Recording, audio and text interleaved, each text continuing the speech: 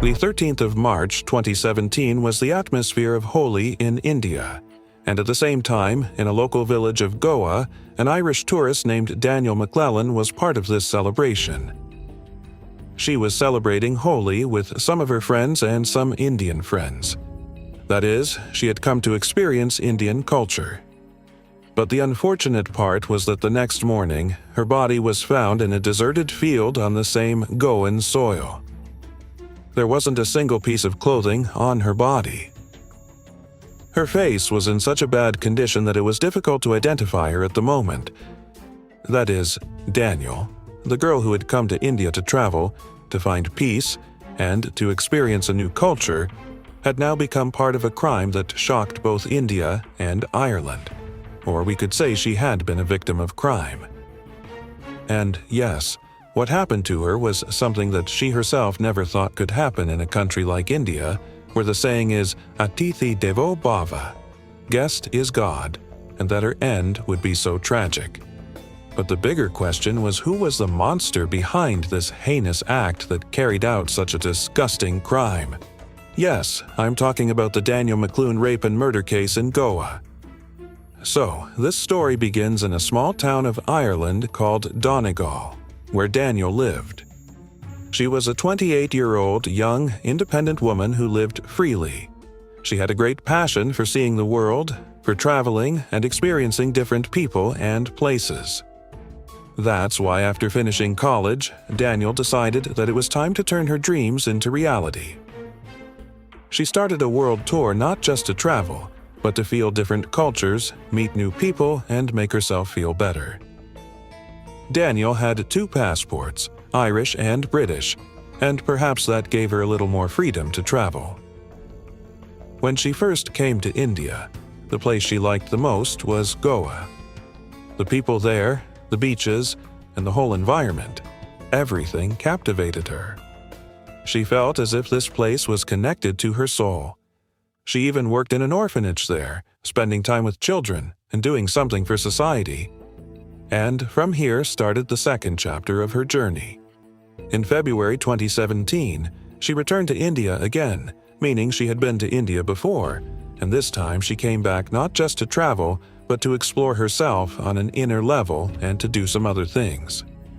Her main focus this time was to stay in Goa for a while and learn yoga, and eventually become a yoga teacher because she believed yoga heals not only the body, but also the mind and soul. And maybe that piece appealed to her very much. For that, she started living in a beach hut in the Kanakona area of South Goa, the kind of beach hut you see along the beaches. She was living there with a friend who came from Australia, chatted, and were living a simple, peaceful life. Everything was going naturally. They were both happy and living their life well. But then, that day came. That is the morning of the 13th of March, which was the day of Holi. The whole of India was celebrating this festival of joy, and like everyone else, Danielle had joined the celebration. Her Australian friend was also with her, meaning the 2 of them had gone to a nearby local village to celebrate the festival. But as the evening came, her mood started to turn a bit off, and as soon as she came back, she began to pack her things, and she had decided to leave Goa. She wasn't going back to her country yet, but at least she wanted to leave that place. But why? Because there was no big fight with anyone, no accident, nor any dispute with anyone. Everything was going normally. But something disturbing was going on inside her, which perhaps no one had noticed till then.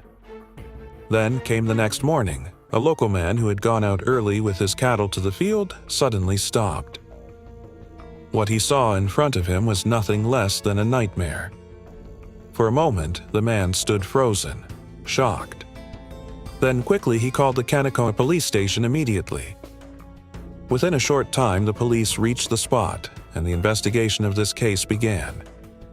The police quickly took Danielle's badly damaged body for an autopsy first, and then started searching for evidence at the site. But nothing significant was found because the culprit had cleverly removed everything beforehand. When Danielle's autopsy report arrived, it clearly stated that several parts of his brain had deep injuries. Though these injuries alone couldn't have caused his death, Someone had deliberately strangled him to death afterward. An even more horrifying fact was that he was brutally raped in an unnatural way before being murdered. Then, the police questioned the people living nearby. Several people mentioned the same person's name, Vikat Bhagat, who had been seen with Daniel until a day before the body was found, around holy time. Talking about Vikat Bhagat, he was a local from the area where Daniel's body was recovered, meaning he lived nearby. The issue was that he had no job. He survived by doing odd jobs here and there. The most notable thing was that he was often seen with foreigners. Think of it this way. Whenever foreign visitors came, he would keep an eye on them, befriend them, or use the excuse of guiding tours to get close to them. Another important thing you should know is that the police already knew about him well, not because he had any special connection with them or was anyone's favored person, but because he had been caught multiple times for theft. This clearly indicated his background wasn't good. So, as soon as his name came up in connection with the case, the police immediately suspected him and took him into custody in time. During questioning, he started giving vague answers. When asked where he was when the incident happened, what connection he had with Daniel, and how long he had known him, he kept dodging the questions and gave evasive replies, just like any criminal usually does. When all his attempts to avoid the truth failed, he realized he couldn't hide this crime any longer and finally began telling the truth. Now, as the autopsy report had already confirmed that Daniel was raped before death among other things, there was also CCTV footage that showed Vikat following Daniel. Daniel was seen asking him not to follow her, looking scared and hesitant, but he forcefully continued to follow her. The police investigation also revealed that Daniel and Vikat already knew each other. Their acquaintance began when Daniel first came to India and settled in Goa. Their friendship started there. When she came again, she contacted him. Also, on Holy Day, they had celebrated together, and Daniel told Vikat that the place where she had been staying recently no longer made her feel comfortable. She felt uneasy and uncomfortable there. She trusted Vikat to help her because he was someone she already knew. She believed he would help her find a better, safer place, and Vikat agreed. He was waiting for such an opportunity, and when Daniel left home that night, Vikat was with her. They set out to look for a new home, but Vikat cunningly led her to a deserted, empty field where there was no one around for miles. Even if Daniel had screamed there, no one would have been able to hear her because of the isolated location he took her to. Now, see, when someone comes from abroad, they don't know much. If they trust someone, they assume they are being taken somewhere safe. But what did poor Daniel know? As soon as he took her to that lonely place, he started his heinous acts, and even if she screamed and shouted, who would hear her? And then the same dirty thing was done with her. Then there was a fight, and during that fight wounds appeared on her body, and in the end her throat was choked and she was killed. But still, he felt that if he left the clothes and all other things there, they would serve as enough evidence to catch him. That's why he disposed of all the things of Daniel that were there. He even took off his clothes, removed every single piece, and took away his phone, bag, everything from there. But in the end, the truth has to come out, and it did. Here, Daniel's family, especially his mother and sister, when they got this news, their hearts shattered as if into pieces. And the bigger thing was that they feared whether their daughter would ever get justice from a foreign country, a strange land, or not. And then finally, the day came they had been waiting for, which was in 2025, that is, after 8 whole years, he was sentenced.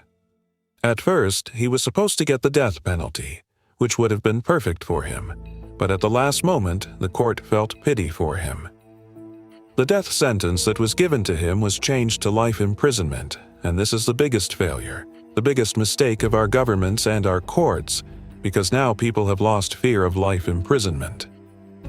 That's why people think, what's the worst that can happen anyway? The worst is just life imprisonment. The result of that is right in front of you. If you found this story very important, Please don't just forget it as a horrifying real crime story. Share it so that no other girl loses her life on what could be the best trip of her life. If you have any other crime case that you want me to cover, the comment box is empty and waiting for you. And yes, do subscribe because I keep bringing such dark, real, and unfolding cases to you. Please say whatever you want in the comments. I really enjoy reading your comments. We'll meet in the next case. Take care until then.